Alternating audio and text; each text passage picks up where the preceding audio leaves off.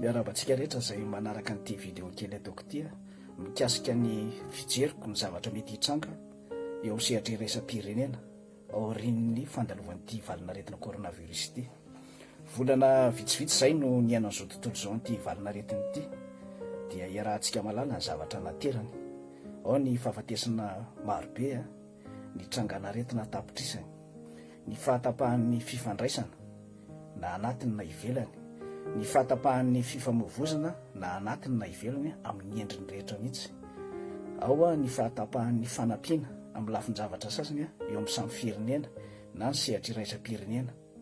Eo ny samy makao azy eo amin'ny samy firenena mikambana anatin'ny vondrona anankiray, ohatra ny eto Eropa zany. Ao ny tsy fitovi-kevitra eo amin'ny samy mpitsabo na samy mpikaroka maneran-tany na amina firenena anankiray. Ao ny teraka ny fifankalana anatiny eo amin'ny olon-tsotra samy olon-tsotra na eo amin'ny samy politika. Zany endrin-javatra zany no nateraka ity coronavirus ity, izay efa valan'aretina mandripaka ary koa manova fomba fisainana maneran-tany, fifandraisana maneran-tany. Ny vokatra zany eo amin'ny sehatra maneran-tany zany dia ao ny hoe tsy fahampiana ara-pitaovana enti-mitsabo intsony, ny tsy fahampiana ny traikefa sy ny fanafody amin'ny firenena maneran-tany zany, ny halatra toy ny hoe halatra masika izay hitantsika mihitsy ny hoe firenena lehibe samy firenena lehibe, ohatra ny hoe ny États-Unis sy ny Frantsa sy ny firenena Europeana sasany, ny fahasairanana ara-bola sy ny ara-tsakafo, ny resaka pénurie zany, ny fampitokisana eo amin'ny samy mpampiasa vola, ohatra amin'izany ny amin'ny rafitra iraisampirenena zany, ohatra ny amin'ny Europeana, ny Amerikana sy ny OMS. Fantatsika fa nitapahan'ny Amerikana mihitsy fanampiana ny OMS, vokatry n'ilay fitantanana zany misy eo anivon'ny OMS zay tsankatoavin'ny zareo Amerikana. Ny fitotonganany varotra amin'ny sehatra iraisampirenena, ohatra ny resaka viditsolika, tena mitotongana ambany be mihitsy izy amin'izao fotoana izao. Ny ao amin'ny sehatra tsenam-bola dia mitotongana ihany koa manaraka izay, satria tsisy mihodina ny fandrarana maneran-tany, ny lafiny ara-toe-karena zany mitsoka tanteraka. Inona ary ny mety ho dikan'izany sy ny lojikan'izay ao amin'ny sehatra iraisampirenena? Reto avy ny zavatra mety ho tanisaintsika ao anatin'izay: ny fiovan'ny fomba fifandraisana iraisam-pirenena zany, ny fiovan'ny fitantanana ny rafitra iraisam-pirenena. Mety io satria araky ny raisitsika ohatra teo ny Amerikana sy ny OMS, misy fiantraikany be ny fomba fanovanan'io rafitra iraisam-pirenena fitantanana an'io, ohatra ny ny OMS araky ny lazaina teo, ny Banque mondiale, ny FMI, ny ONU, mety eo amin'ny vondrona Europeana, mety eo amin'ny vondrona OTAN, etsetra. Misy iseo na ny aty amintsika afrikanina koa, ohatra ny amin'ny firaisambe afrikanina, mety misy fiantraikany koa ny fiovan'ny fomba fitantanana sy fifandraisana ao anatin'izany. Eo koa zany ny fiovan'ny lafiny ara-diplomasia, ny fifandraisana ara-diplomatika zany amin'ny samy firenena na maneran-tany mihitsy. Ny fifandraisana eo amin'ny tsena iraisam-pirenena zany koa iova zany, tsy maintsy misy, satria eo ny mety hoe isehon'ny hoe ny manan-katao amin'ny zavatra eo am-pelantanany sy ny rendrika tanteraka na rendrika be vokatry ity coronavirus ity amin'ny ara-toe-karena sy ara-tsosialy zany dia mety hisy fiantraikany eo amin'ny tsena iraisam-pirenena. Ny fanampiana ara-bola mety omena ny tany sahirana zany koa misy fiantraikany, satria samy sahirana daholo ny firenena manerana tany amin'izao fotoana izao. Dia ao zany mety ateraka izay koa dia hoe samy haka ho azy aloha ny firenena tsirairay maneran-tany, indrindra firenena heverina fa natanjaka teo aloha,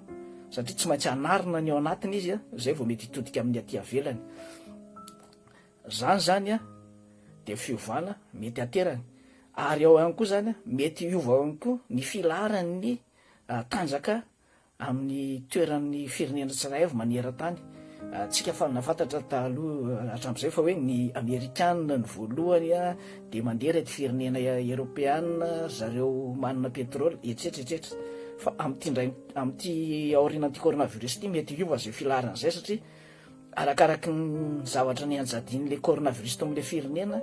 sy ny fomba fitantanana n'ilay firenena dia mety namparendrika na nampivoatra n'ilay firenena tsirairay avy. Zay zany ateraka izay zavatra zay. Raha ireo zavatra io no adikantsika mety fifandraisana maneran-tany dia zao zavatra mety hitranga. ohatran'ireo voalazako teo ireo zany taorinany ady lehibe anankiroa dia nisy fiovany maneran-tany ny fifandraisana na ny lafiny ara-toekarena io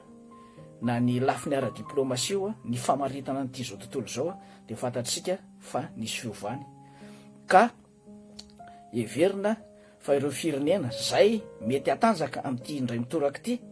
amin'ity aorin'ity coronavirus ity zany dia ny firenena manana indostria mbola miodina amin'ny ampahany betsaka ary ny firenena afaka manondrana manana tahirim-bokatra ohatra eo amin'ny lafiny fambolena ny vokatra ahodina ny fananana fanafody eto mitsabo satria ny fantatsika zany fa nateraka n'le coronavirus zay zavatra rehetrarehetra teo aloha zay everitsika fa mazevatra zao mitoekareny tsirairay firenena tsirairay sy ny fifandraisana tsirairay mihitsiny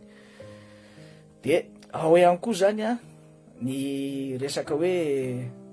ny fahaizan'ny firenena tsirairay manararoatra ny zavatra eo ampelantanany eo amin'ny sehatra iraisam-pirenena ny ara-barotra zany indrindraindrindra ny fahaizana mampiasa n'ireo zavatra ananany dia ny firenena nahaiko mety mahaiko ny miaina amin'ny zavatra nanampiana azy ao anatin'izao zavatra zao ireo zany mety anisan'ny firenena hatanjaka aorinan'izao fandalovan'ity coronavirus ty toy n'izay nisy tamin'ny ady lehibe anankiroa lasa zay everina zany fa nitovy zany ny zavatra fiantraikan'izay zay zavatra zay tamin'ny ady lehibe roa nisy sy ny aorinan'ny coronavirus ity dia isy araka zany araka n'izay lazaiko teo alohany hoe iova zany ny fitantanana an'ireo rafitra iraisam-pirenena ireo tsy maintsy misy fiantraikany any amin'ny fitantanana an'ireo rafitra iraisam-pirenena ireo ny zava-misy amin'izao fotoana zao fifandraisana maneran-tany dia voakitika zany ny UNESCO, voakitika zany ny OMS, ny banque mondiale, ny FMI, ny tsenam-barotra, ny tsenam-bola, ny famaritana ny tony viditsoloka tony, ny famaritana ny sandam-bola zany voakitika daholo, ny fifanarahana iraisam-pirenena rehetra, ny diplomasia, ny etretretra zany dia isy fiovany daholo vokatra ny fandalovan'ity coronavirus ity ka ireo firenena tsara ary-toekarena manana indostria niodina tsara manana petrabola eo amin'ny sehatra iraisam-pirenena ireo afaka mivarotra ny vokatra ao anatiny makany ivelany ireo zany ny firenena everina fa hiarina aingana aoriana amin'ny fandalovan'ity valan'aretin'ity ny ivelan'izay dia mety ho tafahitsoka lalina ao anatin'ny fahasairanana ary fahasairanana ho saribahana satria araka ny tenena teo samy hijery ny fireneny aloha ny tsirairay avy ary isy fiovana be arak'izay ny fifandraisana iraisam-pirenena jereo sady ny fipetrany raisin'ny amerikanina manoloana ny OMS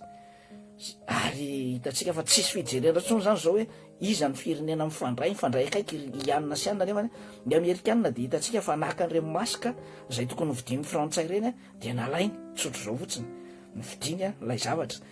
zay zany dia fa zavatra endrika fiovana zay toy izany koa no nataon'ny firenena frantsay tamin'ny firenena eoropeanina anankiray naka an'izay masika zay ihany koa ny vidiany ihany koa masika zay tokony misy zavatra ohatran'izany mitranga nateraka zao zavatra zao ka ny firenena malagasy zany aorinan'ity zavatra ity dia tokony anisan'ny firenena azo tombony ny firenena malagasy satria ny antony dia tsotra tsika zany anisan'ilay mahita an'ilay aro fanafody miaro hiatrehanan'ity valan'aretin'ity zava-dehibe satria fantatsika fa maro ny firenena nankasitraka atsika ary name courage atsika manoloana an'izao zavatra zao ka anisan'ny tombony ho atsika io zavatra io raha haintsika sy voarotsika tsara ny fananantsika an'ireo zava-maniry eto mitsabo ireo amin'izao fotoana izao ka sady afaka mitsabo ny ato anatiny zany tsika no afaka koa tsika anondrana makany ivelany ary afaka tsara ny amaritra ny vidiny zavatra ananatsika eo amin'ny sehatra iraisam-pirenena satria io zany tena ho avy mihitsy ny tena hoe adin'ny besandry ny adiny zay manakatao ny adiny zay manakatolotra eo amin'ny sehatra iraisam-pirenena eo amin'ny takalo iraisam-pirenena dia io koa zany azotsika anaovantsika takalo koa amin'ny zavatra zay mety afaratsika etsika manodina nyity firenena teo amin'ny lafiny toekarena sy ny lafiny sosialy azo atao daholo zany ararotina daholo zany nefany dia mitaky ny faiza mitatana mitaky firaisan-kina eo amintsika samy malagasy. Marina fa misy ny hoe zao fotoan'izao eny amin'ny Facebook sy ny rehetrarehetra eny eo amin'ny resaka ainao anjery entsika reny zavatra rehetra zay, fa tsy maintsy hitodika any amin'ny fijeritsika ny sehatra iraisam-pirenentsika tsirairay avy, na tiatsika na tsy tiatsika, satria isy fiantraikany araka ny lazaiko teo ny zavatra tena ty coronavirus ty rehefa avy eo, ary isy fiantraikany zay azefatra amin'ny firenena tsirairay avy. Ka raha mahay manary loatra mifananantsika n'ity zava-maniry eto mitsabo n'ity coronavirus ty tsika, dia anisan'ny firenena tafarina ary sorina an'Andriamanitra fa maivana ihany ny zava-misy eto amintsika vokatry ty coronavirus ity. Ary eto farany dia manentana hoe ampy zay samy nanala ny fony teo, fa tsy maintsy hitodikitsika, satria raha tratra ny zefatra ty firenena ty tsy za irery ianao koa, tsy rakotona arabe zay mety tsy tianao, fa ianao koa na linona misy anao, na ao anatina fitondrana ianao, na aty avelon'ny fitondrana, na olo-tsotra ianao amin'ny olo-pirenena tsotra fotsiny, de izaka ny zefatra zay sy fifandraisana iraisam-pirenena zay ianao rehefa avy eo. Ka ho atsika tsy misafidy ny rendrika sika fa misafidy ny mpandresy.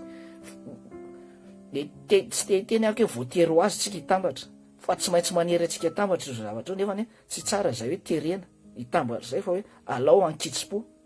ahafahantsika manarina ny firenentsika, ahafahantsika miray hina. Isaorany eto zany zay rehetra efa nanao zay firaisan-kina zay. Isaorantsika koa ny firenena afrikanina zay nakasitraka atsika amin'ny zavatra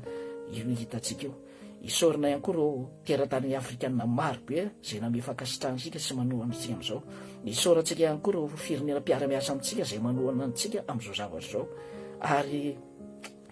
isaorantsika ny mpikaroka malagasy, mpitsabo malagasy mifarimbona amin'izao zavatra zao, satria tena zava-dehibe ho an'ny firenena zao zavatra. Io ny ananantsika aloha, raha misy afaka oatra ny mira ka azo atolotra de atolory, de atsika daholo ihany zany atsika malagasy. Raha misy vokatra malagasy, na avy amin'iza na avy amin'izy, na avy amin'ny manam-bola izy eto Madagasikara, na avy amin'ny mpikaroka iza na manam-pahaizana izy, ka misy atolotra anampiana an'izao vitan'ny mira zao, zava-dehibe zany. Satria ho hitantsika ihany zany fa indrindra ho anareo zay manam-pahalalana sy manam-pahaizana eo amin'ny sehatra iraisam-pirenena sy ny fifandraisana iraisam-pirenena, dia afantatra ny vokatra zay zavatra zay rehefa avy eo. Ka hoe ny teno ny ambony malala, ny malagasy miray hina, zay ny tanjona. Dia misaotra antsika rehetra, mankahery antsika rehetra, Andriamanitra hita.